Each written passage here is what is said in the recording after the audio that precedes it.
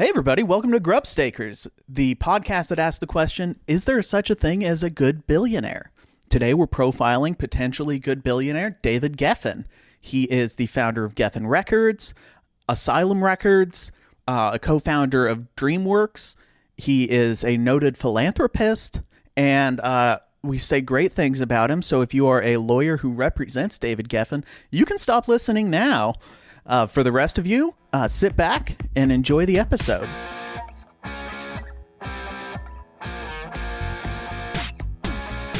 I think we disproportionately stop whites too much.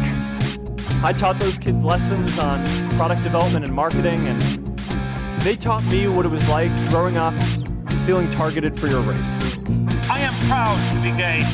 I am proud to be a Republican. You know, I went to a tough school in Queens, and they used to beat up the little Jewish boys. You know, I love having the support of real billionaires.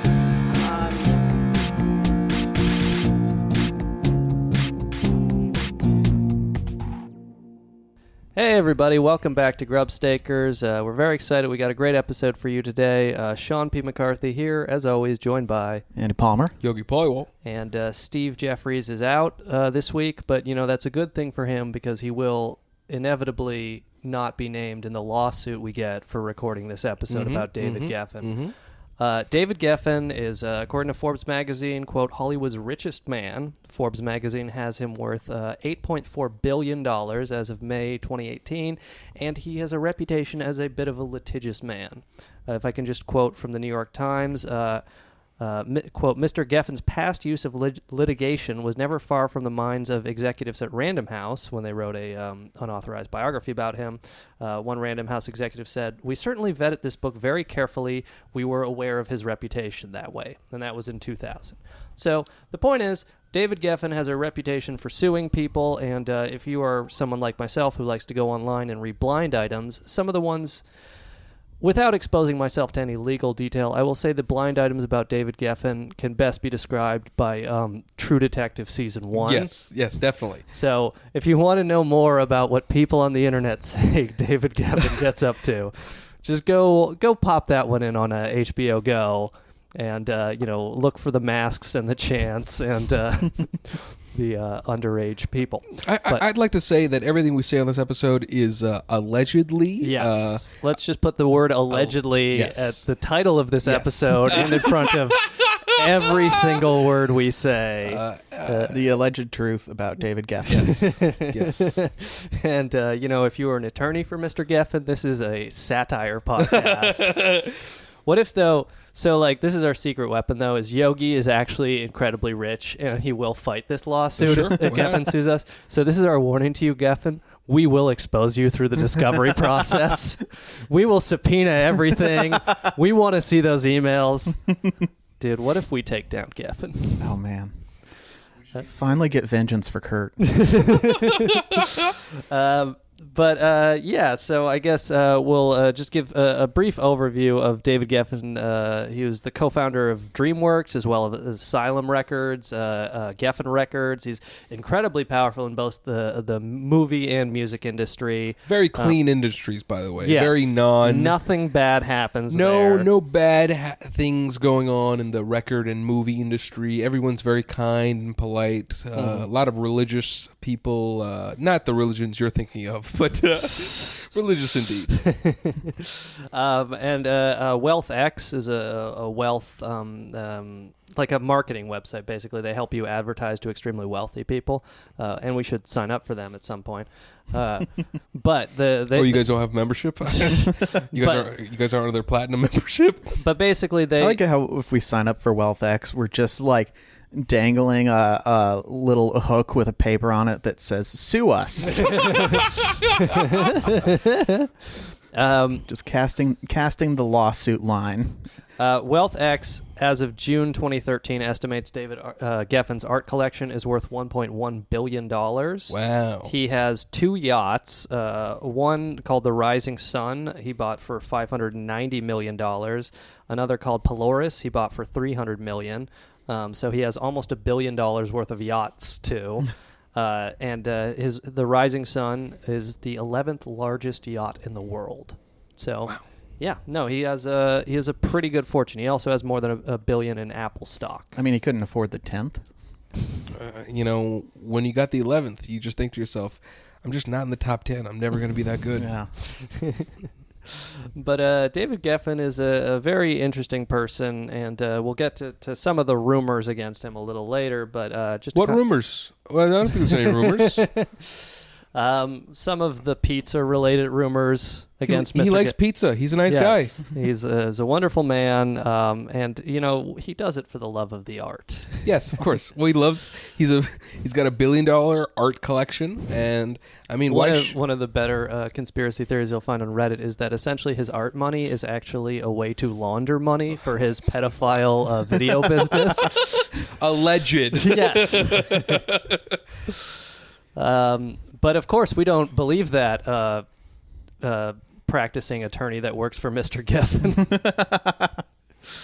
These are all satire-based facts in quotations.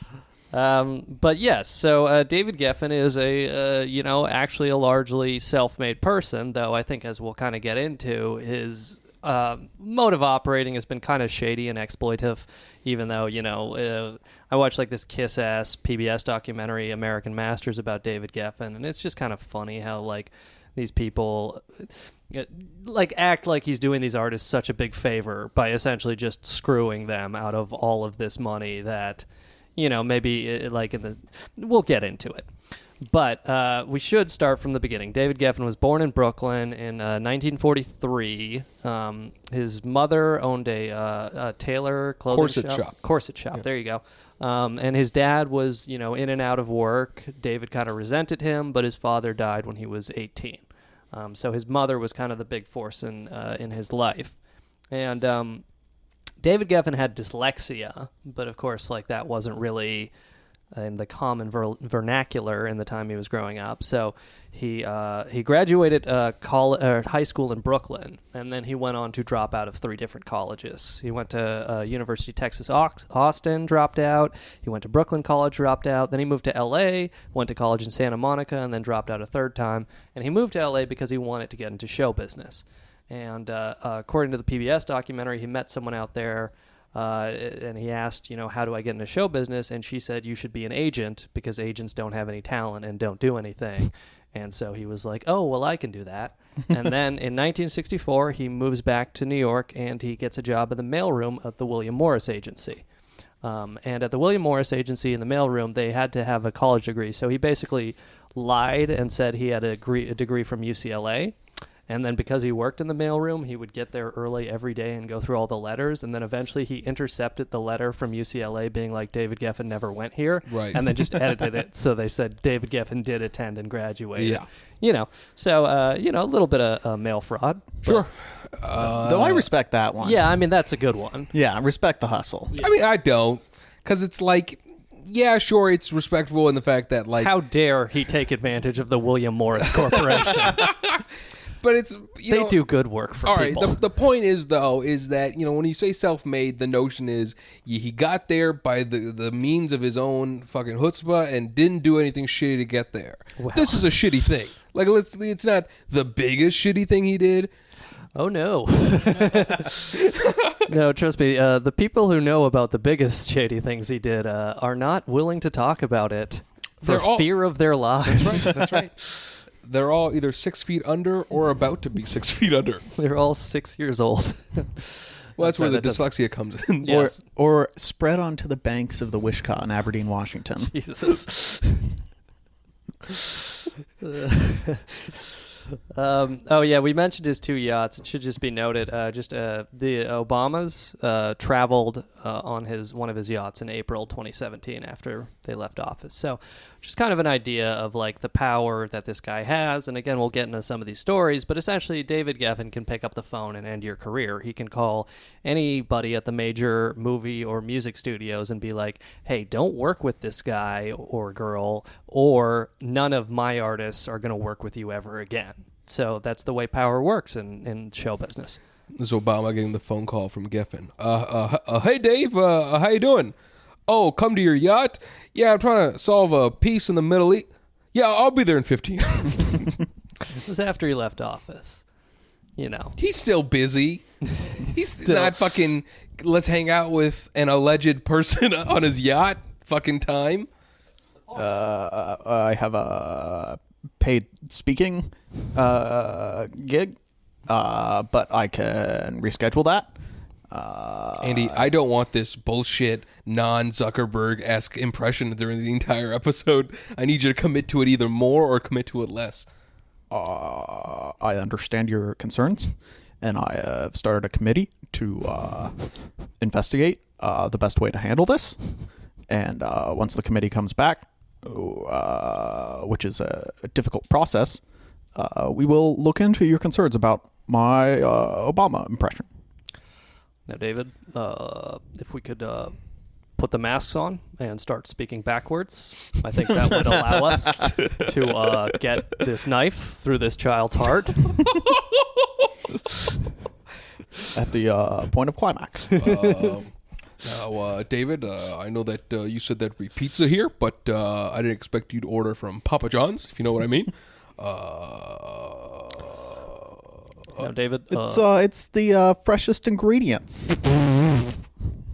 do you have crickets? I would like to take my mask off now and eat the food of my people. A Kenyan joke? No, crickets. He's a lizard.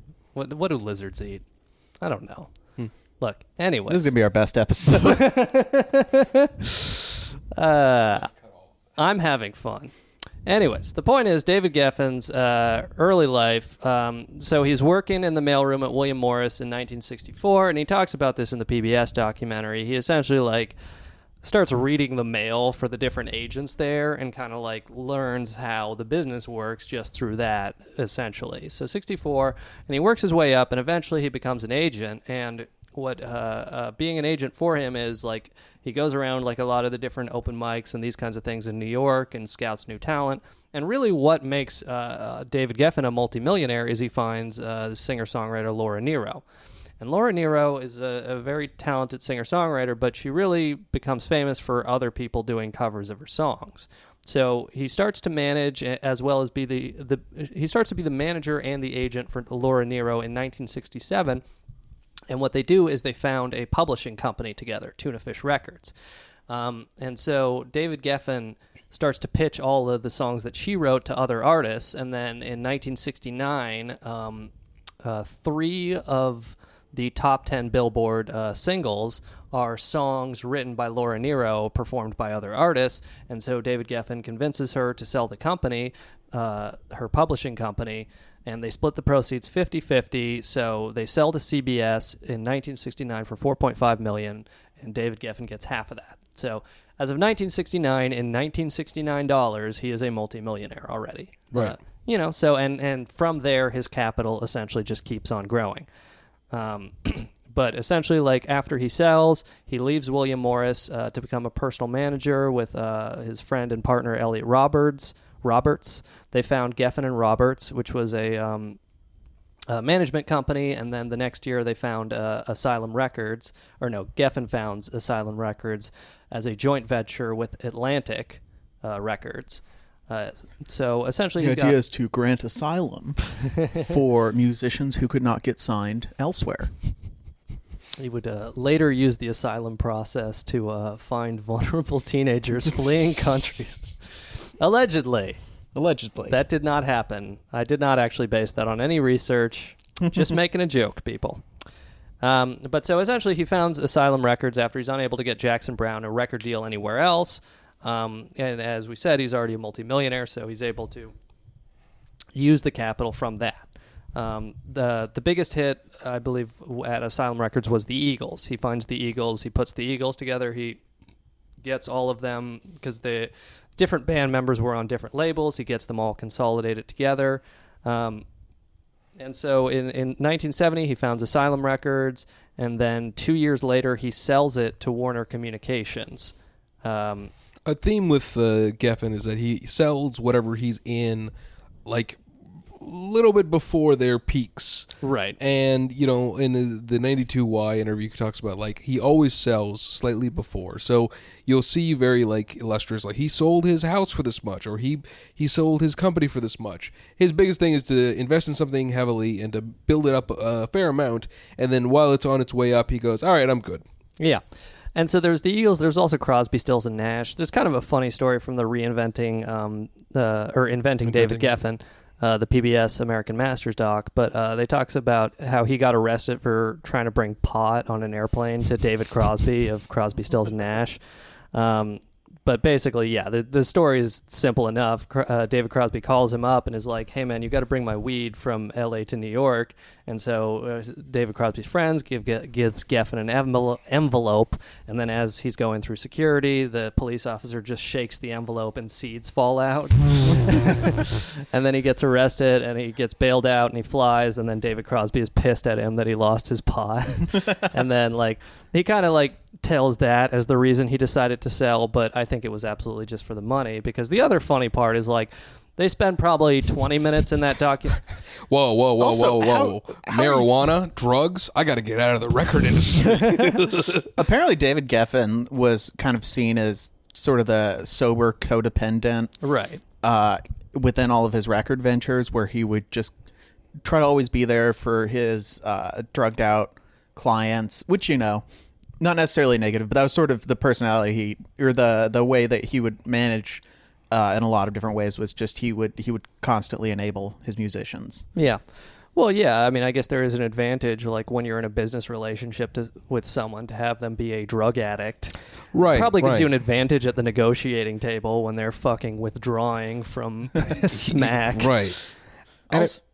Also, why would you carry marijuana on a plane in an envelope? Everyone's going to smell that. Start with a plastic bag. Like, they didn't know these techniques back then, Andy. This was fresh. And also, I love that it says seeds fall out. Yeah, like, not like shitty skank weed. It was 1970. Yeah. So, and actually, to Andy's point, Elliot Roberts, his partner in this original management company, mentions that in the PBS documentary. He says, like, yeah, we were kind of like, I'm paraphrasing, but he says, like, him and David Geffen were like the yin and the yang, where it's like, I would be the guy who, like, hung out with the artists and, like, smoked dope and stuff, and that's, like, a necessary part of the business. And then David Geffen handles the other part of the business, which is, you know, being sober and being on the phone with the suits and the bigwigs and these kinds of things. And that's one of the things, Geffen always puts himself 2 to 3 steps away from what he's pursuing. So whether it's what kind of things does he pursue, Yogi? Allegedly contracts with people who have dreams and works. But yeah. Oh, and so, like, it's just kind of funny because the PBS documentary, they spend like 20 minutes like kissing his ass, like, yeah, at Asylum Records, I like gave, you know, or he gave these artists like freedom from the man and stuff, and then just like 2 years into it, he sells them to Warner Communications. Right. And like all the artists were rightly pissed at him because they signed with David Geffen because they didn't want to be stuck with like a corporate label. And then as soon as 2 years in, he's like, no, I'm cutting my losses, I'm taking my check, and I'm gone. You know, so, and just another interesting quote, like, and so in 1972... And he himself was very tolerant of people not completely honoring all the aspects of their contracts with him. Yes. Yeah, well, it's like the other thing is like Laura Nero, the girl who made him a multimillionaire, when he founded Asylum Records, she was supposed to be his first sign, but instead she went to Columbia, and he never forgave her for that. Oh, really? Yeah, and it's like... All right, but, you know, she's the reason you have everything because she's the talented person. All you did was, like, be the guy who got her in the door and sold her, which, you know, of course, there is some financial value to, but I don't think it's 50-50. But whatever. I mean, you know, they entered into that contract together. I'm not going to get mad at him for that in particular, but it's like maybe be less of a vindictive fuck with the woman who made you a multimillionaire with her singer-songwriter abilities. Anyways... The point is, in 72, he sells to Warner Communications. He sells his record label, Asylum. And in the documentary, he claims to be worth $10 million at this point, in 1972. And he says, quote, which seemed like more money than any human being could possibly want, end quote. And he's worth about $6 billion when he's saying those words. Right. And then as of today is worth more than $8 billion. So this is 79 you mentioned? 72. Oh, okay, got he it. sells to Warner and is worth more than $10 million. Right. That's crazy. His 10 million in 79 would be like fucking 50 today. Yeah. We could have actually calculated these things Thanks, for you Jimmy people. Carter. So he sells to Warner Communications, and it's interesting. Warner Communications at this point owns both Atlantic and another record label called Elektra. So they merge Elektra with Asylum, and then Geffen stays on as the CEO until 1975, from 72 to 75. And in 74, he signs Bob Dylan, just kind of random thing. And also in 74, he dates Cher for 18 months. That's right. And they almost get married. They were madly in love, according to Cher.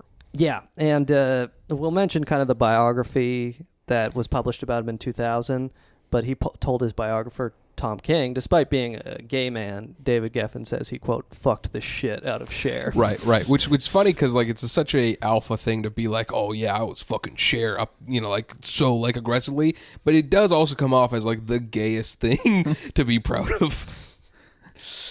Also, it's I don't want to get into stereotypes, but, like... No, please do. Just be, like, Cher seems to be the perfect person for a gay man to brag about fucking the shit out of her. Yeah. It's like there's no other female icon that like a gay person would be like, oh yeah, I fucked the shit out of that person. You know what I mean? Like if he was like, oh yeah, I fucked the shit out of, I don't know who's another fucking Janis Joplin. Yeah, well I guess the age is appropriate these days, but if he was like, oh yeah, I had a whole bunch of sex Dakota Fanning. Anyway, let's move on. Yeah. So around this time, he gets cancer, though. Right. Yes. So, essentially, he leaves Elektra to break into the film business because, he's working for Warner Bros. And they let he's working for Warner Communications, and they let him go and work for Warner Bros. the movie studio in 1975. But he gets fired the same year because he is he fights with a lot of people, and Clint Eastwood doesn't like him and these kinds of things. So he gets fired, but then in 76, he gets diagnosed with bladder cancer. So he retires, and that diagnosis later turns out to be wrong in 79. But it's kind of funny because, again, like in the documentary, they interview him, and he's like, yeah, I kind of got like the good part of cancer, where it's like I got like the life is too short revelation. Yeah. Exactly, without the actually dying of cancer. Right. And it's just so funny, like the lack of self-awareness in this motherfucker. It's like, you donated $100 to the New York, to the Lincoln Center just to have your fucking name on it. Yeah. And then $15 million of that was just paying Avery Fisher to take his family to take his name off it. Right. Because you're so fucking vain that you just want your stupid name on shit. Speaking of, he's suspected to be one of the individuals that Carly Simon based her song "You're So Vain" off of. That's right. Yeah. What's funny too is that he was good friends with Steve Jobs, and they had opposite cancer experiences. Where David Geffen got treated for not having cancer, and Steve Jobs got not treated for having cancer.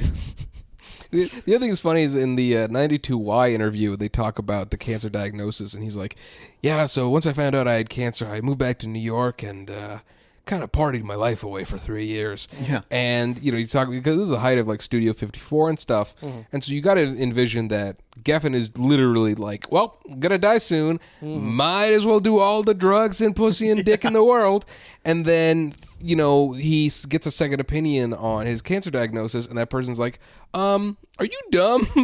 Are you an idiot? Because you should probably ask some other people if you got cancer. And he's like, I guess I probably should do that. Yeah. He tells this great story where it's essentially he goes to this doctor of his friends, and the doctor is like, "What? Why are you stupid? You should be going to a rich person doctor." Like literally, that's his story. Is that the doctor is like, with your resources, you should be going to the best doctor in the world. And the story is basically he was misdiagnosed with cancer because he was going to a poor person doctor, right? And so this doctor was just skimming all this money off of him, telling him he had cancer. And then as soon as he got a real diagnosis from the Well, real doctors. Well, you got a second opinion, and then that doctor was like, "Hey, you don't have cancer," and David Geffen's like, "How do I know you're right?" And that guy's like, "I don't know, maybe get a third opinion." And it's like, it feels like a kind of pyramid scheme in doctors. Yeah. To be like, if you don't agree with me, I mean, my friend could tell you something if you want to hear him. Yeah. Well, the doctor like looked at all of his old biopsies or whatever and was like, "Yeah, there's no cancer here." Right. He asked the doctor, "How do you know you're right?" He's like, "Did you see how many chauffeured cars pulled up to my office?" Like, I'm a rich person, doctor. Nobody's taking public transit to get here. That's how you know I'm giving you correct medical advice. But yeah, no, this was also when he thought he was going to die, when he got into religion, because somebody from a particular church told him, "Brother, you could live forever in the underworld." Allegedly. But anyways, Steve Jobs was probably like, "Cancer, whatever. They said Geffen had cancer. Where's my carrot juice?" they actually covered it up because Steve Jobs died of a heart attack after he was yelling so passionately at a Jamba Juice employee who fucked up his order. You gave me the wedge, but none of the fucking wheatgrass? I will end you. I think, I'm paraphrasing, but there is an anecdote in the Steve Jobs biography, and we'll get to Steve Jobs on the Lauren Powell Jobs episode, but basically he, timed his Jamba Juice employee and, chewed him out and, made him cry. Oh, really? He was just, a psychopath. I mean, whatever, artists are crazy, but it's this is a kid working at Jamba Juice making $9 an hour, you piece of shit. No, I mean, I hate to have... Also, fast and loose with the word artist. I love the aside of, people, especially when he died, I know it was a little bit off track, but, the amount of just, worship, dick sucking that Steve Jobs got. But it's name one influential woman that's a deadbeat mom. You just can't do it. And it's I love that Steve Jobs was like, "I have a daughter, her name's Lisa. I guess I should embrace her. I will name one of my products that's going to be the greatest thing ever." Bombs. The Lisa computer is the worst fucking computer that they released. Yeah, he also didn't talk to the Lisa computer. He didn't use its voice recognition software. Steve, love me. I'm working, Lisa. He's he leaves the Lisa computer at his ex-wife's house. But anyways, so Geffen gets the clean bill of health in 1979. I think Steve Jobs said that instead of saying he was going out to get a pack of cigarettes, he said he was going out to get a pack of fruit juice. Because that's what he used for his cancer treatment. Oh, really? Well, that's, the idea. Essentially... It's a digression, but for those who don't know the story, Steve Jobs was diagnosed with cancer, and then he pursued homeopathic treatment, which is called committing suicide. But doing it in a real California way. But anyways, David Geffen. In 1979, he's given a clean bill of health, and he returns to the music industry. He founds Geffen Records in 1980 as a 50-50 partnership with Warner, And so, interestingly enough, he releases John Lennon's last album, which John Lennon, of course, recorded with Yoko Ono. And that album debuted at number 8 on the Billboard charts. And then 3 weeks later, John Lennon engaged in a very coy publicity stunt by being shot to death in New York. And with the help of one Mark David Chapman, that album shot up to number 1. That's so funny. You think Geffen could have allegedly? Well, look, I've got some message boards open on here that take that allegedly pretty far. Really? Yeah. It became a business practice that he would continue into the 90s, according to these message boards. Okay, yeah, sure. But yes, no, again, going back to the PBS documentary. So when they talk about this, it's clear they edited Geffen, to try and make him not look like as much of an asshole. Or a psychopath, yeah. Yeah, he seems so thrilled that John Lennon's album went to number 1 after he got shot to death. The editing is like, we were so sad about John. I mean, extremely happy about the album sales, but really what a tragedy. But honestly, we made a fucking bunch of money on that shitty album. But so he tells this story like he goes to the hospital with Yoko Ono, David Geffen does, and then he takes Yoko back to the apartment, and then Geffen's telling the story, and he's like, yeah, and when I got there, I saw they had like a vision board type thing, with their album, and it's number 8 with a bullet, and then you can tell like somebody's like, Geffen, you sure you want to say that? But no, he goes like, their album is there, and it's like number 8 with a bullet, and they had drawn an arrow pointing it to number 1 because they believed that they could like wish for things and manifest it, and boy, did that work. Oh They signed a Faustian bargain. It was a real monkey's paw vision board. What they forgot to put on their vision board was not getting shot outside your house. You want me to put on the mask, David? Before we sacrifice the child? No. I advocate for women's rights, and I beat my wife. John, I've been reading this book. It's called Catching the Raw. I think you should check it out.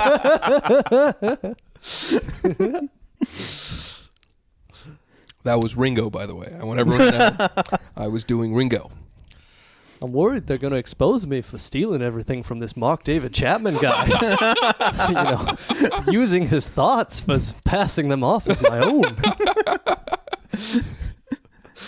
I can't let it get out that I'm a phony. Okay, so that they do have a big hit with that, but interestingly enough, Geffen Records loses money for like the first 5 years because like they sign Elton John, he for a lot of money.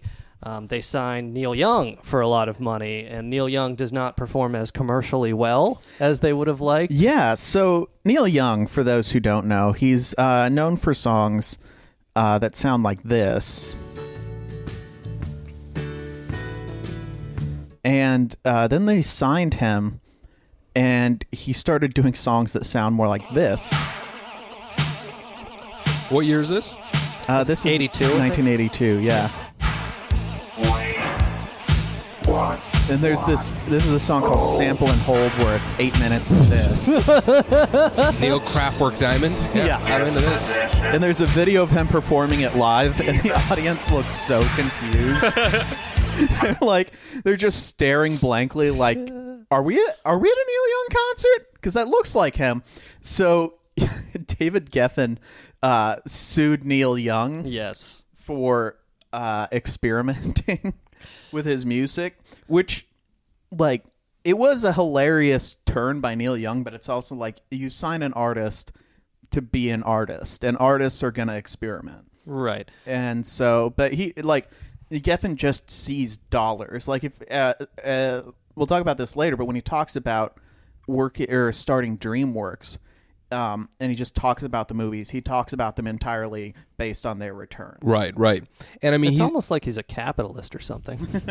And he's got that narcissistic capitalist curse, which is I want to name everything I own after myself, even the things I give money to, because fuck what they are, they're now me. Yeah. That was nice that we did play a clip for our audience of what a multi-million-dollar lawsuit sounds like. I just like the idea that, like, while he's recording this, Geffen's lawyers are like in the studio drafting the papers. But yeah, no. And again, in the PBS documentary, they do confront him about this, and he's like, "Yeah, I had some people around me who like encouraged me to go forward with the lawsuit, and I regret it." It's like the only bad thing about him they put in the documentary is that he sues Neil Young. In 1983, and he sued Neil Young for playing music that was, quote, non-characteristic, unquote, of Neil Young, and also, quote, non-commercial. And you know what? Look me in the eyes and tell me this is a commercial gold. I will say, if you can't sell this, it's on you. In the 1980s, come on, everyone was on coke. They'd love this shit. I love it now. Andy, play more of it. If you're listening, start dancing. And if you don't like this, we did have to make Andy agree to not play any Nirvana today. So this is what you get instead. But so he drops the lawsuit eventually, Geffen does, and he apologizes to Neil Young, but their relationship was permanently harmed. A running theme in Mr. Geffen's life. Right. But also in 1981, he starts Geffen Films, and they released their first film, Risky Business, in 1983. Oh, what's that about? It's a huge smash hit.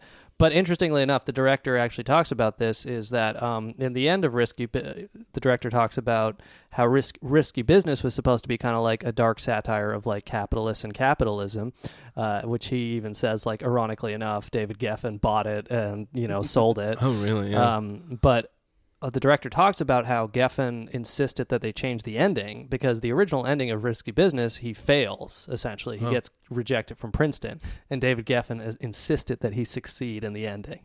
And they asked him how that was resolved, and the director said, well, like most things, David Geffen got his way. Yeah, right. So they changed the ending to make it a happy ending, and it was a huge hit. They also did Beetlejuice in 1980, Little Shop of Horrors, 1986. So in the 1980s, Geffen finally starts to have success in the film business. But so interesting thing. So you can blame David Geffen for half of Hot Topics attire.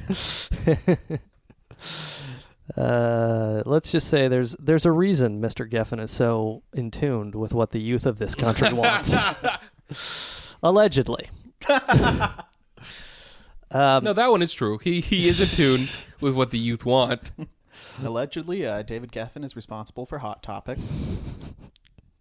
But so anyways, in 85, so he signs this joint venture with Warner Music in 1980 for his label, Geffen Records. But in 80, it's a 5-year deal. So in 1985, they're up for renewal, and David Geffen asks for a $5 million advance to continue. But, and this is according to the biography The Operator that was published in 2000 and made Geffen very angry. In order to renegotiate, I'm quoting from the San Francisco Gate here, the newspaper, Geffen knew that his old friend Mo Osteen at Warner was tough to bargain with, so he engineered the end of their friendship that would and did leave him free to negotiate with Warner's Steve Ross, who rarely denied his protege Geffen anything. Geffen destroyed the friendship by taking Osteen's wife to lunch and telling her that her husband didn't really care about her. Apparently, he said, your husband doesn't love you. What? So basically, in order to be able to negotiate with a more amenable person at Warner, he destroyed his friendship with Osteen, though I guess they've made up because Geffen's so powerful or whatever. You know what she did after that lunch? What's that? She went home, started crying, and then put on this record. And then blew her brains out. But yeah, so essentially, like, in order to negotiate better, he takes his friend's wife to lunch and then tells her that her husband doesn't love her. So, it just gives you kind of an idea of... Psychopath. Exactly. Psychopath. Yeah, the guy sugarcoat it. Doesn't really have... That's a psychopathic move. Permanent relationships. But he's actually able to, because of this move, he's negotiating with Steve Ross of Warner now, and the deal that Steve Ross enters into is one of the stupidest in music history. It kind of went down. So basically what happened is, because as we mentioned, Geffen Records is losing money at this point, and Geffen originally asked for like a $5 million advance to keep going, and then instead that gets rejected. So Geffen says, okay, give me $0 advance, but in 5 years I get 100% control of Geffen Records. He takes the entire 50% that Warner has at this point. Right. And so they sign that deal in 85, and then like in 86, and then Geffen at this point has like a team of A&Rs, 3 in particular, who are mentioned in the documentary. Music fans may or may not be particularly familiar with them, but his A&Rs go out and they scour the country. His A&Rs sign Aerosmith in 1984. They signed Guns N' Roses in 1986. I forget the exact year, but they get Nirvana as well. But basically... Who had the smash hit? Oh, yeah. But so basically, Geffen gets all of these, hugely popular bands, and like his entire role in like Guns N' Roses, in the PBS documentary, they interview the A&R who signed Guns N' Roses, and he says, Guns N' Roses had, Welcome to the Jungle, and they were like stuck at 200,000 records sold. So he just said to the A&R said to David Geffen, if you can just get these guys on MTV, that's all we need to break them through. And so Geffen calls up his friend at MTV, and they put the Guns N' Roses video on at 4 a.m., and it lights up the switchboards, and then from that, stuck at 200,000, just playing them on MTV gets them the exposure that eventually allows them to sell almost 100 million records. Wow, at 4 a.m., Yeah, MTV's poll was that like fucking amazing, like crazy? Yeah. That's nuts. Yeah, I guess the Guns N' Roses fans were all up doing coke. Yeah, sure, right. I mean, it's a different time. People are watching TV at 4 a.m., high on smack. But it's kind of a point where it's like, whatever you say about Geffen's work in the 70s, where he did do some work, discovering artists like the Eagles, Crosby, Stills, and Nash, and bringing them to mainstream exposure. By the 80s, he is full capitalist. Right. Where he is hiring these A&Rs and saying, go find me bands, and then because it's my company, I am going to cash the billion-dollar checks. Like, you'll get some money, but I am just getting money for having money. Like in the 80s, he was signing real artists like Crosby, Stills, and Nash. It was about the music. 70s. And then in the 80s, he subjected us to Aerosmith. But so anyways... but then he repented for that by destroying them all with Kurt Cobain. Kurt saved rock from itself. Yes, Kurt stole black music, but he did it the right way. Allegedly. Geffen was like crying like the end of Old Yeller when he put Kurt Cobain down with that shotgun. Sean thinks black music is Black Francis from the Pixies. But anyways, so essentially this is, one of the stupidest deals in music history is all control of Geffen Records is signed over to David Geffen. As of 1990, he owns all of it, and he almost immediately sells it for... in 1990, he sells Geffen Records for $550 million of MCA stock. The next year, MCA is sold to a Japanese company, and Geffen's $550 million stock becomes $750 million cash. Wow. So he says he is a billionaire by 1995. And, and then... Wow, a billionaire by 85? 95. Oh, 95. Oh. Yeah. But so basically, that's how Geffen like really broke through to not even be a multimillionaire anymore. He just became a billionaire. And you know what really drove the sales in 1994? Was it the Neil Young record on a resurgence? It had a real rebound. They undervalued that one. Man, so it's just that David Geffen, he learned his lesson from John Lennon, which is, when someone who kill is your rock stars. Yeah. What if like Geffen was like one of those like mob bosses who like could designate like hitmen, but he just loves the thrill so much that he like went to Kurt's house himself with the shotgun, put the gloves on. What's great is that there is a group of people who believe that David Geffen killed Kurt Cobain. Hell yes. And so I looked it up and found the message boards, and there's this message board above topsecret.com that is a big conspiracy theory message board. Like their new topics are let's see, the deodorant conspiracy. The background of their thing is the moon landing. Mm-hmm.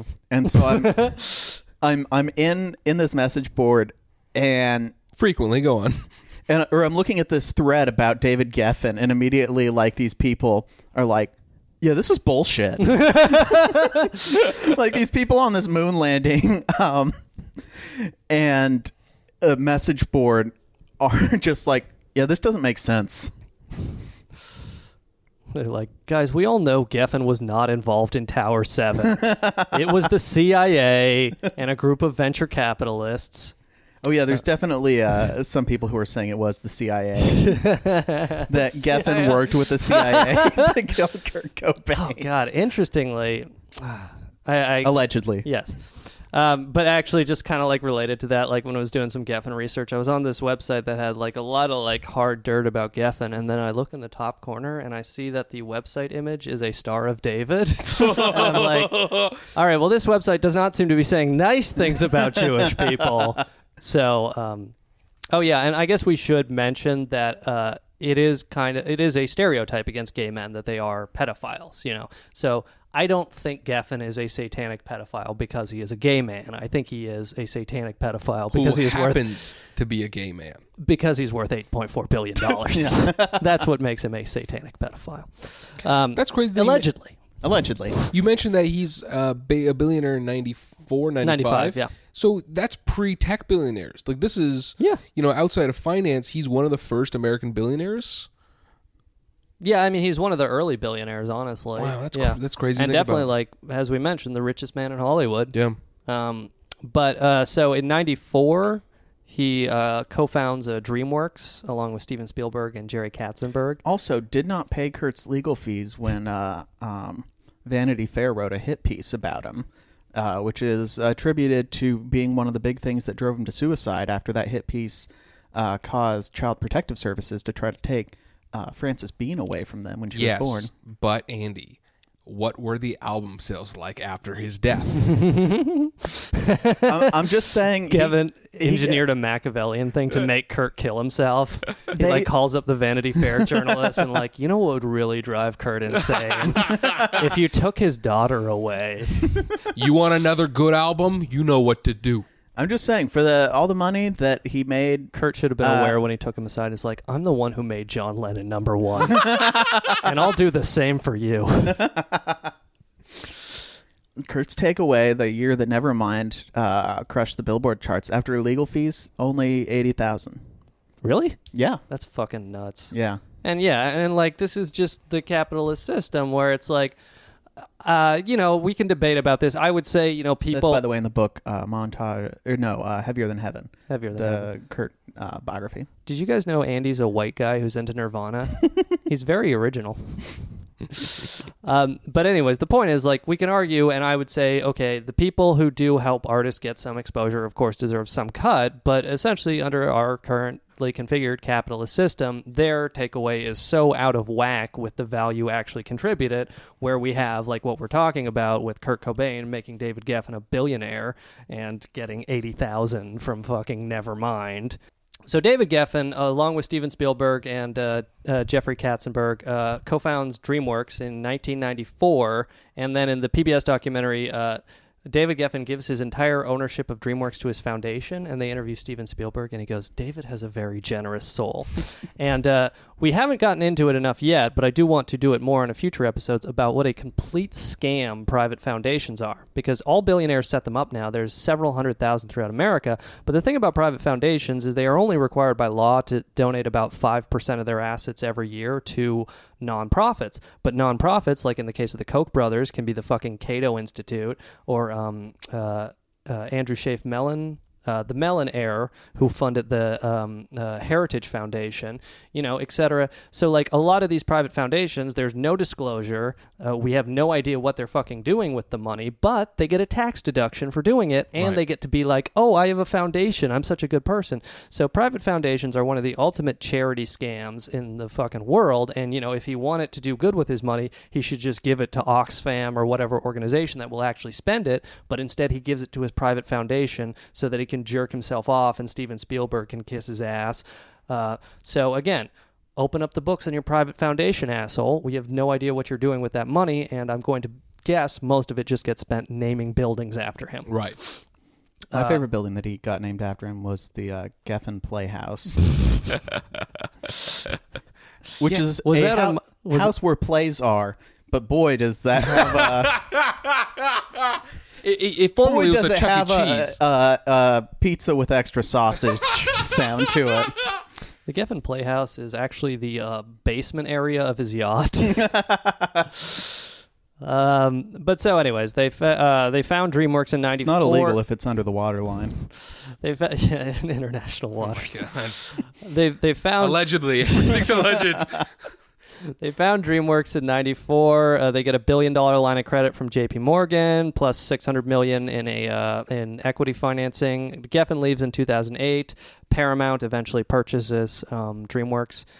And I guess we can just kind of talk a bit, what the time we have left, about the philanthropy as well as some of the rumors. Geffen was, for the record, inducted into the Rock and Roll Hall of Fame in 2010.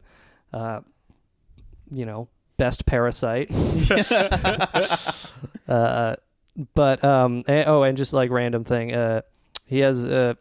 so essentially, like, I personally believe Geffen knows a lot of where the bodies are buried. I don't know if he was involved in any of these things, but like his taste is legal men for the most part that we know of. He brought a 26-year-old to a Obama state dinner, like a really hunky, like ripped football player type boyfriend. They were dating since that guy was 22. Yeah, nice. And then he also recently, I think in late 2014, according to the Daily Mail, he broke up with his 20-year-old boyfriend, and that he had to get a restraining order against his 20-year-old boyfriend. And this is at the time, I believe, 69-year-old man dating a 20-year-old. So, nice. It's like not illegal, but...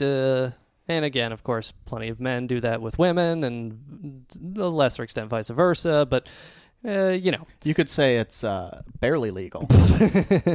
Never mind, Andy. Anyway, the thing is that like. So there's also like that open secret allegation. Like, didn't he invest in? Do we want? So yeah. So I guess like let's just address the rumors here. If you've seen the documentary An Open Secret, they talk about Digital Entertainment Network, which was run by Mark Collins Rector, who is a convicted pedophile, and it was a precursor to YouTube. It was founded in the late '90s, or I think 1999. Excuse me.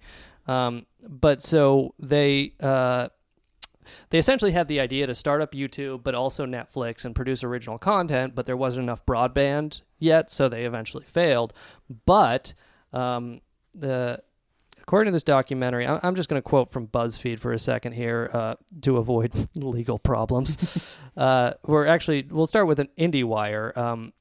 Digital Entertainment Network's original backers included Bryan Singer, another director of X-Men who's been accused of pedophilia, allegedly, and David Geffen. Wait, is the accusation alleged or the fact that he did it alleged? It's filed in court. Got it, okay. He has been sued over this. Bryan Singer has been. So Bryan Singer put up $50,000. David Geffen put up $250,000 to Digital Entertainment Network. This is according to IndieWire. And then which makes him 5 times the pedophile of Singer. Allegedly. If I can just quote from BuzzFeed here. There's a long piece that's very fascinating. It talks about a lot of different things. But quoting from BuzzFeed, they're talking about Mark Collins Rector, the pedophile convicted who ran Digital Entertainment Network, and quote, they say, running his business out of a Los Angeles mansion, he and his 2 business partners, his boyfriend at the time, Chad Shackley, and former child star Brock Pierce, who is now a board member at the Bitcoin Foundation, hosted lavish parties attended by Hollywood's gay A-list. Their guests included relative newcomer Bryan Singer, now the director of the X-Men movies, and the legendary media mogul David Geffen, both of whom were investors in DEN. It was at those parties that Collins Rectors and others allegedly sexually assaulted half a dozen teenage boys, according to 2 sets of civil lawsuits. The first filed in 99 through 2002, and the second filed in 2000, I believe, 15, 17.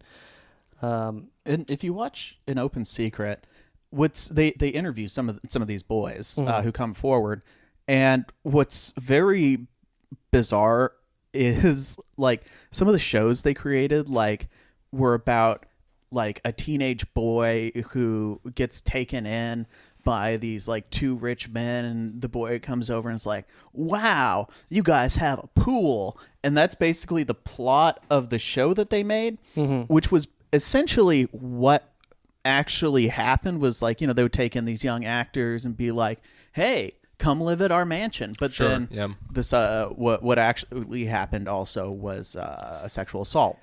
Allegedly.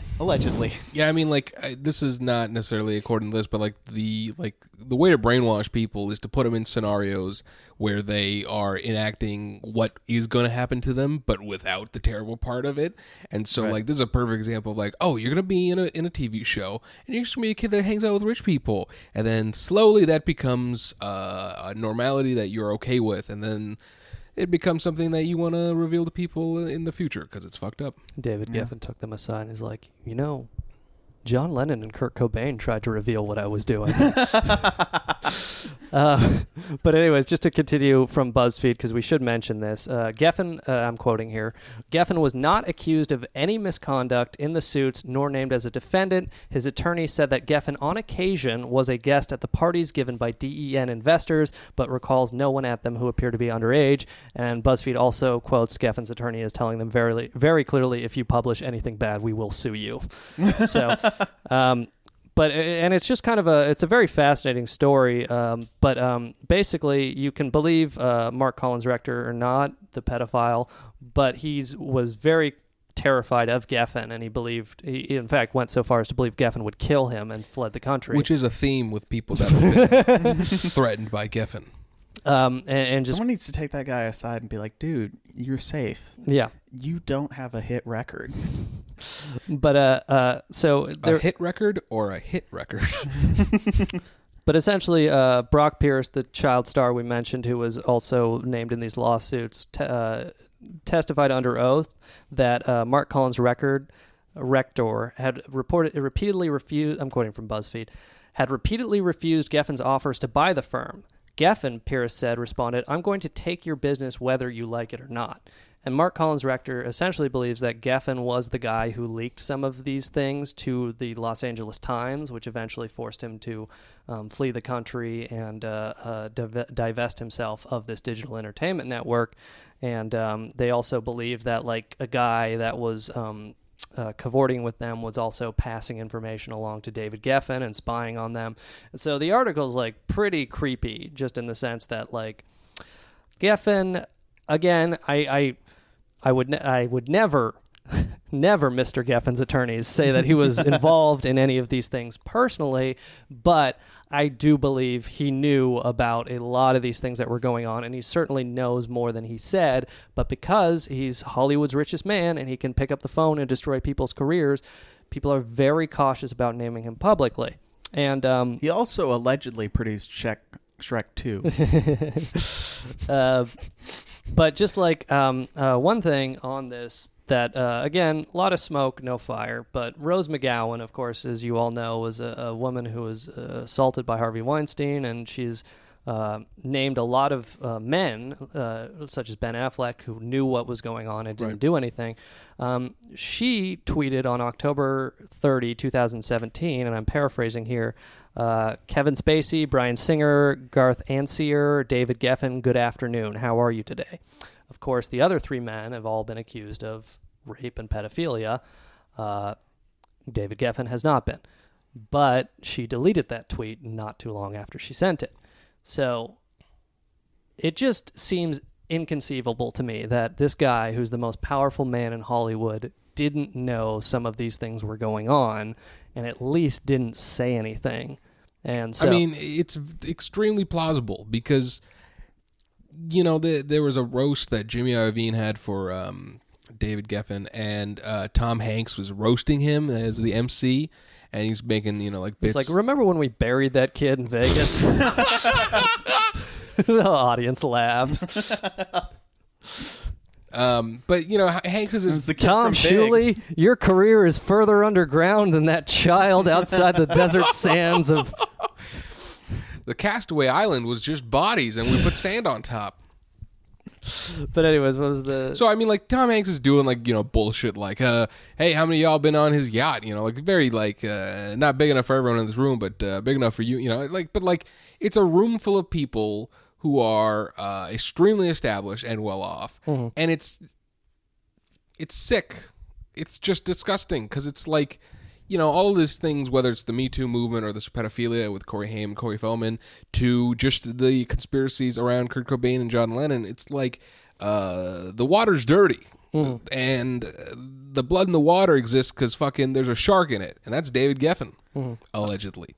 And then just like one other thing I found online, and again, this is an anonymous commentator. This could be complete bullshit, but from what everything else I've read about Geffen, and also like, you know, just watching like the Weinstein documentary that Frontline did, which I recommend, but they talk about how Weinstein would hire, you know, like in this business and a lot of business, they hire essentially what do you call them? Not security firms, but opposition research firms to look into their competition.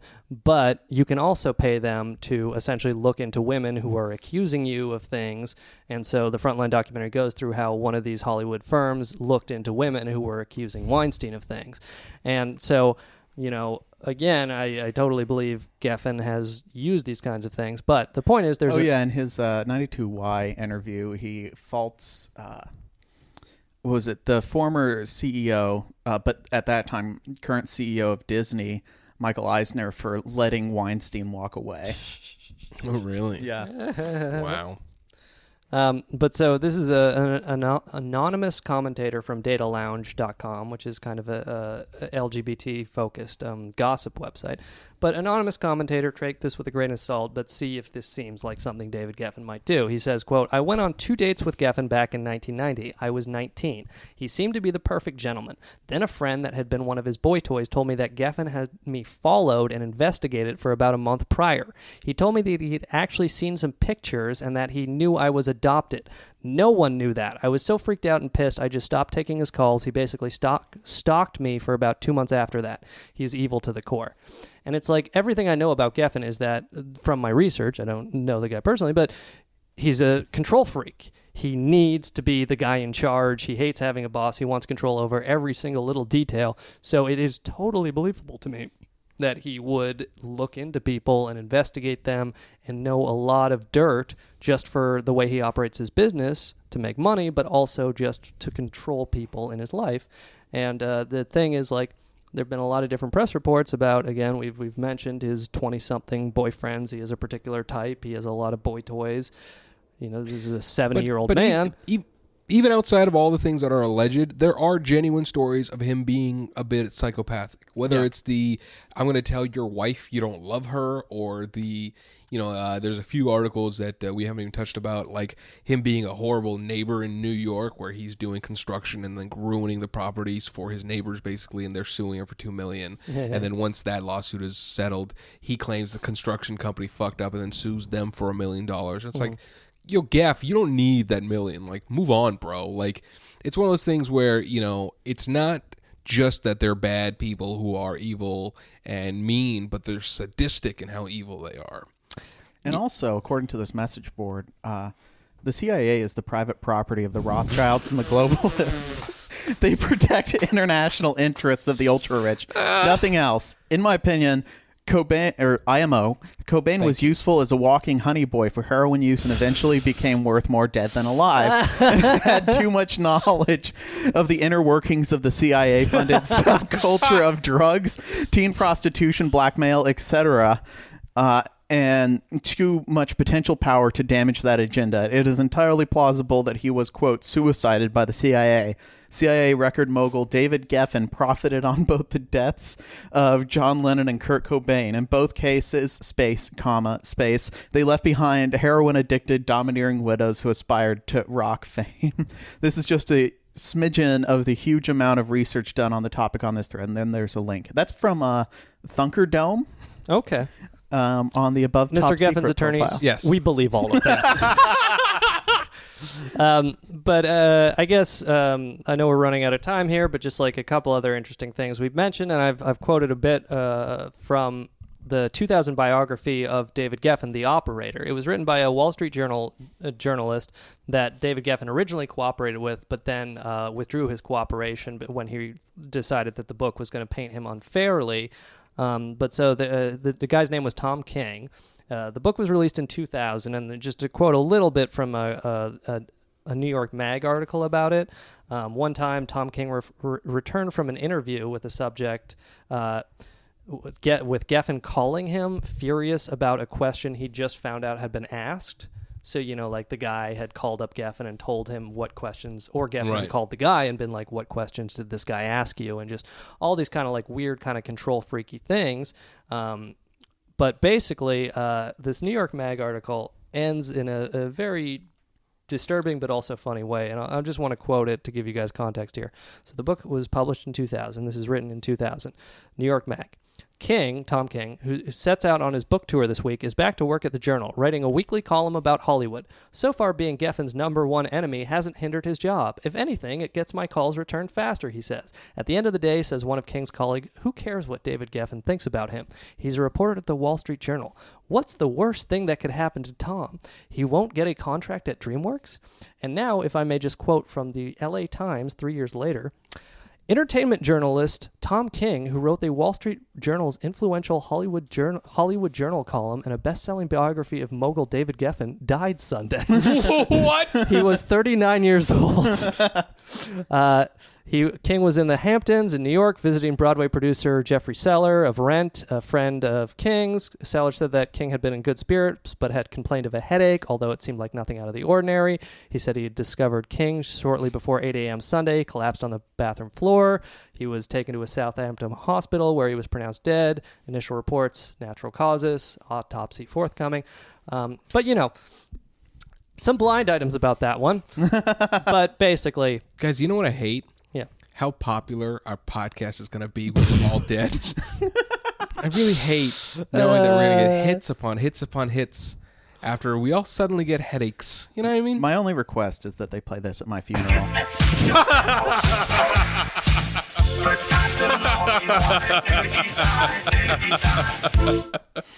My last words are going to be, good news, guys. David Geffen says he's going to get us the number one podcast in America. But, you know, hey, we're not alleging any foul play. 39-year-olds who have reported no health problems at all in their lives just dropped dead all the time in the Hamptons 3 years after writing a controversial biography about David Geffen. I mean, I think it was just a coincidence, but boy. But just like... yes, Sean, it was a coincidence. We all agree. Yes, right, Andy? Coincidence, yes, correct? It was a coincidence. Yeah. But just so the story about him telling the guy's wife that she doesn't love him anymore comes from that book. But one other fun story, according to the book, again, this is from San Francisco Gate's summary of the book. While producing the Girl Meets Girl sports film Personal Best, Geffen clashed so violently with director Robert Downey that he extracted vindication, quote, in a move so Machiavellian that could have fit into a scene in town script for Chinatown.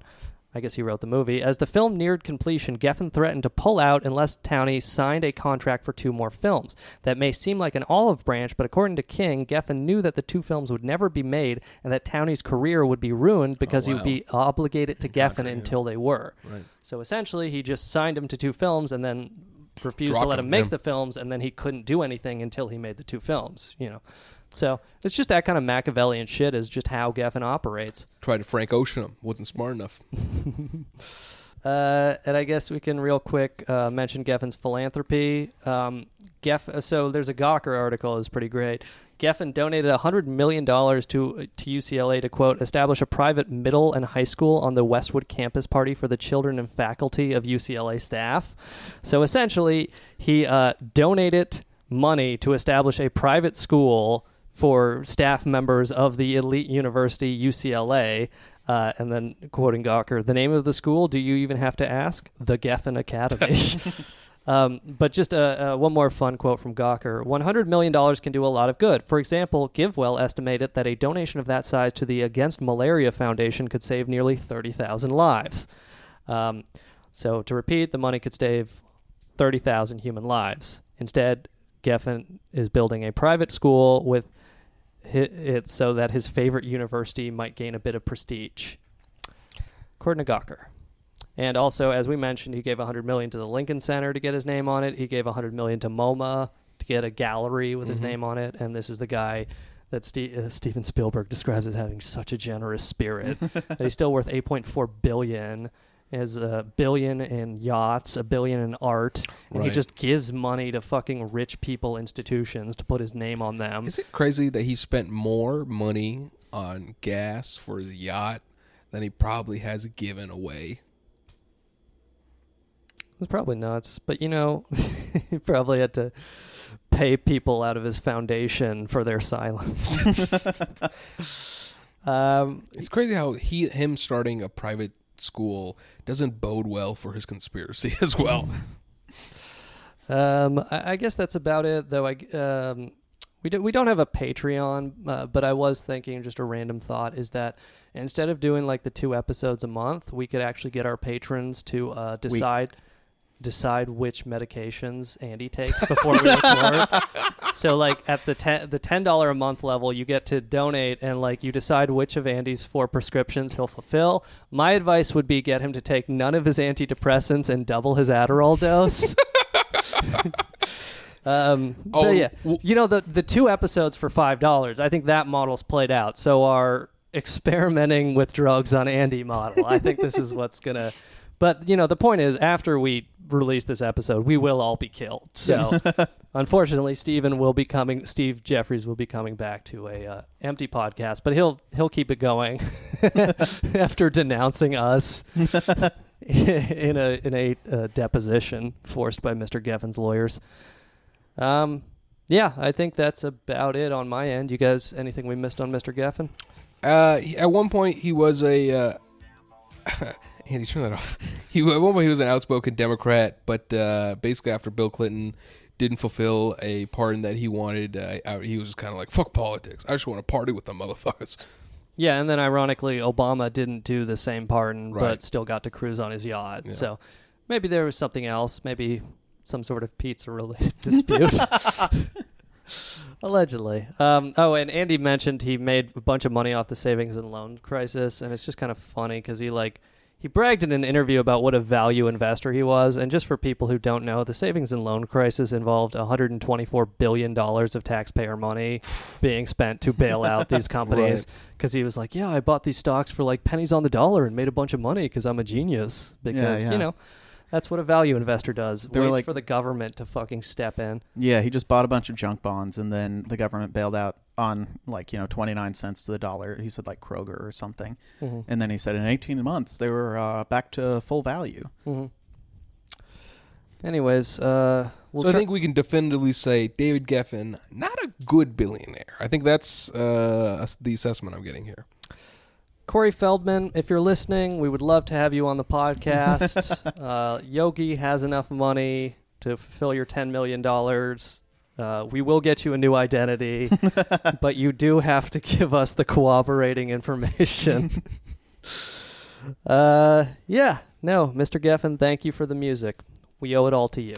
In one of the articles written about his Malibu mansion, basically the beaches are available for the public, but David Geffen decided, fuck that noise, and so there was an area where you could walk onto the beach, but David Geffen built a mock 4-car garage to block the area. Fucking and asshole. Put a curb that had the tow away red marks on it.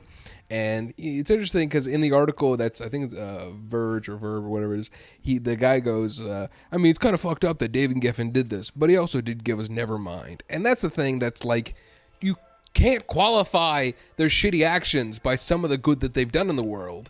And it's one of those things where, Andy, turn up this music, because the reality is, even though Geffen gave us this masterpiece, it doesn't exclude him from the bullshit that he's done. You know what those people said when they withdrew their lawsuits against Bryan Singer? Never mind. And with that, this has been Grubstakers. My name is Yogi Pollywall. I'm Andy Palmer. I'm Sean McCarthy. Thanks for listening. Back next week.